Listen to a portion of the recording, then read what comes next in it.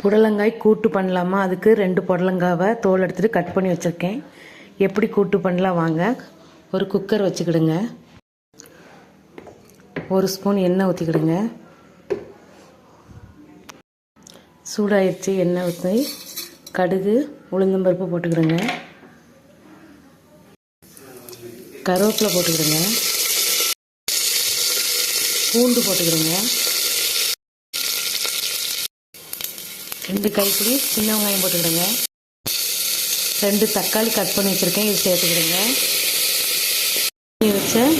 Cut பண்ணி வச்ச புடலங்காய் சேர்த்துக்கிடுங்க. 3 ஸ்பூன் பாசிப்பருப்பு ஊற வச்சுருக்கேன், அதையும் சேர்த்துக்கிடுங்க. 1/2 ஸ்பூன் மிளகாத்தூள், 1/4 ஸ்பூன் மஞ்சத்தூள், தேவையான அளவு உப்பு, 1 ஸ்பூன் உப்பு போட்டுக்கிடுங்க. தேவையான அளவு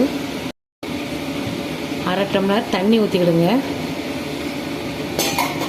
நல்லா கலந்துக்கிடலாம்.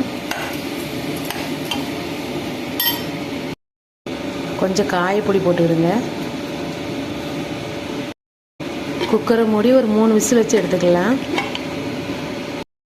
காய் வேகிறதுக்குள்ள 1 முடி தேங்காய், 5 சின்ன வெங்காயம், 1/2 ஸ்பூன் சீரகம் போட்டு அரைச்சிட்டு வந்துடலாம். வேக வச்ச காய் கூட தேங்காய் சீரகம் அரைச்ச பேஸ்ட்டை போட்டுக்கலாம். கொஞ்சம் தண்ணி ஊற்றி கலந்துக்கிடுங்க.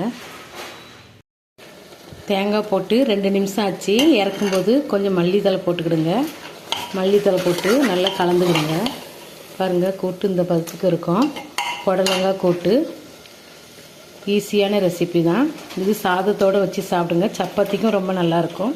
இந்த வீடியோ பிடிச்சிருந்தால் லைக் பண்ணுங்கள், ஷேர் பண்ணுங்கள். புஷ்பா குக்ஸுக்கு சப்ஸ்கிரைப் பண்ணுங்கள். அடுத்த வீடியோவில் பார்க்கலாம்.